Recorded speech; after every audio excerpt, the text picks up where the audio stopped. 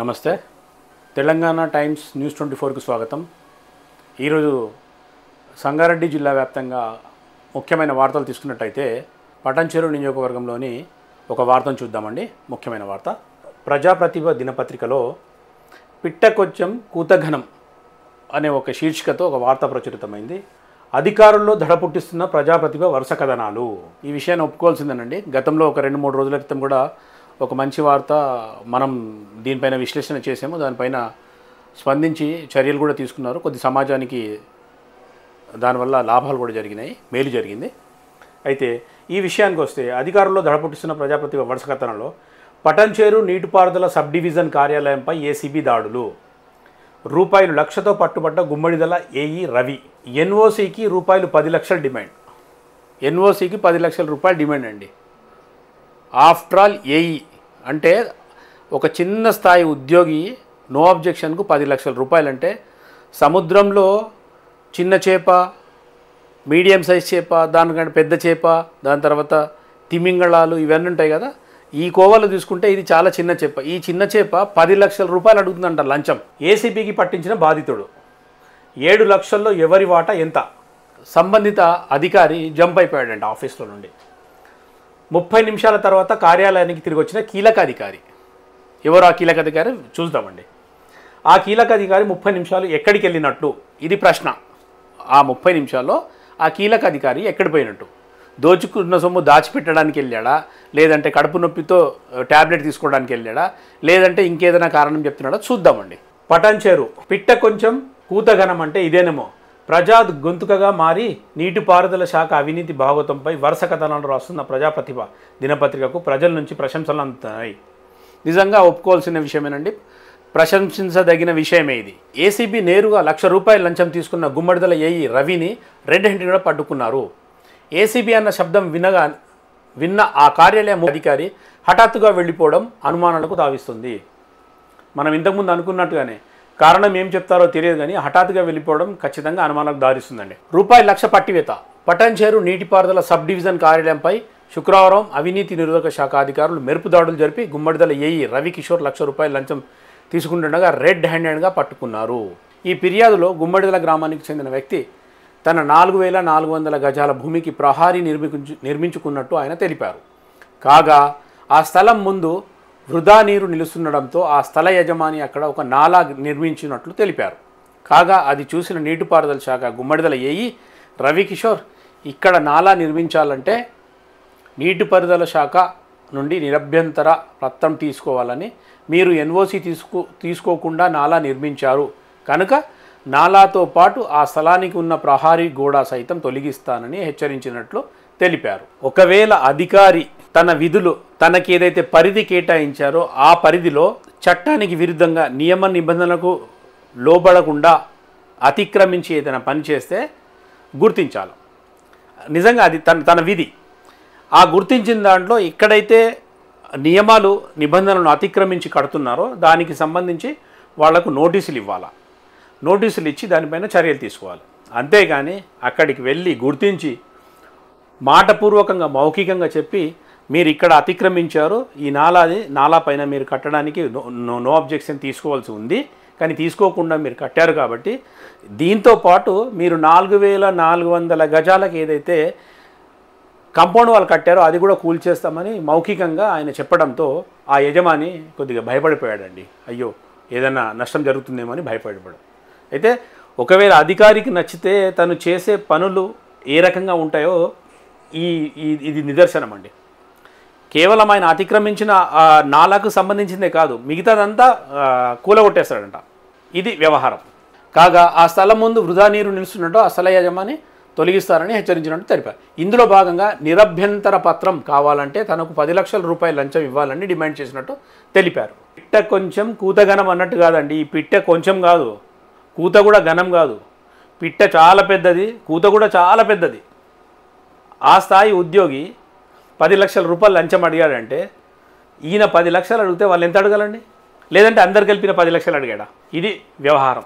10 లక్షల లంచం ఇవ్వాలని డిమాండ్ చేసినట్టు తెలిపారు. ఇందులో భాగంగా 7 లక్షలకు ఒప్పందం కుదుర్చుకొని అందులో భాగంగా శుక్రవారం 1 లక్ష రూపాయలు ఖచ్చితంగా ఇవ్వాల్సిందంటూ డిమాండ్ చేసినట్టు ఆయన తెలిపారు. మళ్ళీ దీంట్లో బేరాలు ఉంటాయి. ఆఫీసర్లు కూడా లంచాలలో కూడా బేరాలు 10 లక్షల రూపాయలు స్టాండర్డ్ అడగడము, దాని తర్వాత నెగోషియబుల్ 7 లక్షల కుదిరింది డీల్. యజమాని ఎవరైతే బాధితుడు ఉన్నాడో ఆయన భయంలో నుంచి ఏదైనా పని చేసుకుందామనే ఒక విషయం ఆసక్తి చూపించినప్పుడు ఆయన వేసిన వల 10 లక్షలు ఇస్తే నో అబ్జెక్షన్ ఇస్తాను అని, లేదండి అంత ఇవ్వలేని 7 లక్షలకు బేరం కుదిరింది. ఈ లంచం వ్యవహారం నీటిపారుదల శాఖకు చెందిన ఇంకా ఏ అధికారులు ఇందులో భాగస్వాములో అన్ని వివరాలు తమ విచారణలో బయట వచ్చే అవకాశం ఉందని ఈ సందర్భంగా ఆయన తెలిపారు.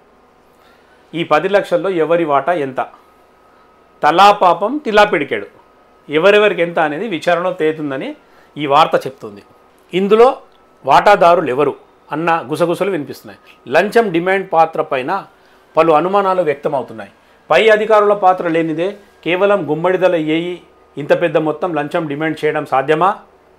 ఇక్కడ మళ్ళీ సంశయాలండి. నిజంగా చెప్పాలంటే రవికిషోర్ అనే వ్యక్తి ఏఈ గారు 10 లక్షల రూపాయలు ఎట్లా ఒక బిస్కెట్ అడిగినట్టు అడిగేశారు. నో అబ్జెక్షన్ కావాలంటే 10 లక్షల రూపాయలు కావాలి. దాని తర్వాత 7 లక్షలకు బేరం కుదిరింది. ఈ 7 లక్షల్లో ఎవరెవరు ఎంత అనేది వస్తే ఇక్కడ రకరకాల అనుమానాలు వస్తున్నాయండి. పై అధికారుల పాత్ర లేనిదే కేవలం గుమ్మడిదల ఏఈ ఇంత పెద్ద మొత్తం లంచం డిమాండ్ చేయడం సాధ్యమా? పటంచేరు మండల పరిధిలో కొన్ని లేఅవుట్లలో నిర్మాణాల నిమిత్తం పెద్ద ఎత్తున నిరభ్యంతర పత్రాలు జారీ అయినట్లు తెలుస్తుంది. మరి ఆ వ్యవహారాల్లో పెద్ద మొత్తంలో చేతులు మారినట్లు ఆరోపణలు వినిపిస్తున్నాయి. ఇప్పుడు ఈ భాగవతాన్ని ఆసరగా చేసుకొని తీగలాగితే కొండలు కదిలే అవకాశం లేకపోలేదు. తెలంగాణ టైమ్స్ న్యూస్ ఛానల్ వాళ్ళు చేసిన వీడియోలలో కూడా నాలా కబ్జాకు గురైపోయింది, దీనికి బాధ్యులు ఎవరని కొన్ని వీడియోలు చేయడం జరిగిందని. ఇప్పటి వరకు ఎక్కడ వేసిన గొంగడ అక్కడే ఉంది. ఏ రకమైన వాళ్లకు నోటీసులు ఇవ్వడం కానీ, లేదంటే వాళ్ళ వివరణ తీసుకోవడం కానీ, లేదంటే ఏదైతే ఎంక్రోచ్ జరిగిందో నాలాలు దాన్ని మళ్ళీ రికవరీ చేయడం కానీ ఏది జరగలేదు. ఇది ఇరిగేషన్ శాఖ ఉద్యోగులకు శరమామూలే అనే చందంగా కొనసాగుతుందండి. కీలక అధికారి ఆ 30 నిమిషాలు ఎక్కడికి వెళ్ళినట్టు. మరి ఈ కీలక అధికారి ఎన్ని రకాల పనులు చేశారో, ఎన్ని రకాల వార్తలు వచ్చాయో అది కూడా అందరికీ తెలిసిన విషయమే. ఏసీబీ అధికారులు ఆ అధికారికి ఫోన్ చేసి ఎక్కడున్నారు, ఉన్న ఫలంగా ఆ కార్యాలయానికి రావాలంటూ ఆదేశించడంతో ఆయన కార్యాలయానికి వచ్చారు. అయితే ఆ 30 నిమిషాలు ఈ ముఖ్య అధికారి ఎక్కడికి వెళ్ళినట్లు, దీనికి ఆ ముఖ్య అధికారి చెప్పాలండి జవాబు. ఈ 30 నిమిషాల్లో ఏమైనా బయట సెటిల్మెంట్లు చేశారా, లేకుంటే దాచుకున్న సొమ్ము ఎక్కడైనా పడేసి వచ్చారా? పొద్దున్న నుంచి సాయంత్రం వరకు కలెక్షన్స్ అవుతాయి కదా. ఈ రకంగా 10 లక్షలు, 7 లక్షలు, 20 లక్షలు, 30 లక్షలు ఇవంతా సూపర్ మార్కెట్లో అయినట్టు అవుతాయి కదా. ఇట్లాంటి అయిన సొమ్మంతా బ్యాగులలో ఉంటే అది తీసుకెళ్ళి బయట ఎక్కడైనా పడేసి వచ్చారా, లేకుంటే ఎక్కడైనా దాచేసి వచ్చారా? రకరకాల అనుమానాలు ఉంటాయండి. చెప్పాలా. ఉన్న ఫలంగా కార్యాలయానికి రావాలంటే ఆదేశంతో ఆయన వచ్చారు. ఏసీబీ అధికారుల రాకను గమనించి ఆయన కంగారుగా అక్కడి నుంచి దాటుకున్నారా అంటూ అక్కడున్న వారు చర్చించుకోవడం పలు అనుమానాలకు తావిస్తుంది. లంచం డిమాండ్ చేసిన సొమ్ము మరెక్కడైనా తీసుకునే అవకాశం ఉంది. కానీ పటంచేరు నీటిపారుదల డిఈ కార్యాలయ ఆవరణలో ఏఈ కారులో ₹1,00,000 పెట్టమనడం వెనుక ఉన్న మర్మం ఏమిటి? ఇలాంటి సమాధానం లేని ఎన్నో ప్రశ్నలకు సమాధానం చెప్పాల్సిన అవసరం ఎంతో ఉంది. ఈ ఒక్క నో అబ్జెక్షన్తో ఈ వార్త వెలుగులోకి వచ్చింది. కానీ గతంలో ఒక 3 నెలలు మీరు ఈ వీడియో చూస్తున్న ప్రేక్షకులు కావచ్చు, లేదంటే అధికారులు కావచ్చు, గత 3 నెలలు కనుక వీళ్ళ ట్రాక్ రికార్డ్ తీస్తే వీళ్ళపైన ఎన్ని వార్తలు వచ్చాయో, వీళ్ళు దానిపైన ఎన్ని చర్యలు తీసుకున్నారో, లేదంటే చర్యలు తీసుకోకుండా అవినీతికి పాల్పడి మూడో వ్యక్తికి తెలియకుండా అవినీతికి పాల్పడి ఆ చర్యలు తీసుకోకుండా దాన్ని కోల్డ్ స్టోరేజ్లో ఎట్లా పెట్టారు అనేది మనం దీంట్లో అధికారులు, ఉన్నత స్థాయి అధికారులు ఎవరైనా పూర్తిగా లోతుగా విచారణ చేస్తే పాలకు పాలు నీళ్ళకు నీళ్ళు బట్టబయలే అవకాశాలు ఉన్నాయండి. అది ఉన్నతాధికారులు చర్యలు తీసుకుంటారా లేదా, విచారణ చేస్తారా లేదా అని అది వాళ్ళ విజ్ఞతకే వదిలేద్దాం.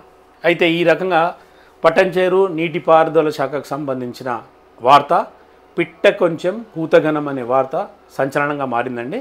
అయితే కేవలం ఇది ఇక్కడే కాదండి, దీనికి సంబంధించి ఇంకొన్ని వార్తలు కూడా మనం తొందరలోనే డిస్కస్ చేసుకుందాం. ఇట్లాంటి వార్తలు ఇంకా ఎన్నో ఉన్నాయి. దీనిపైన అధికారులు చర్యలు తీసుకుంటే ప్రజలకు మేలు జరుగుతుంది, ప్రభుత్వానికి మంచి పేరు వస్తుంది, లేదంటే ఈ రకంగా చెడ్డ పేరు మూటగట్టుకోవడం ఖాయం. కాబట్టి దీనిపైన లోతుగా విచారించి చర్యలు తీసుకుంటారని సంగారెడ్డి జిల్లా ప్రజల పక్షాన ఆశిస్తూ మరొక సమస్యపై వేరే వార్తపై విశ్లేషణ చేసుకుంటూ మళ్ళీ కలుద్దాం. ఈ పూటకు సెలవు.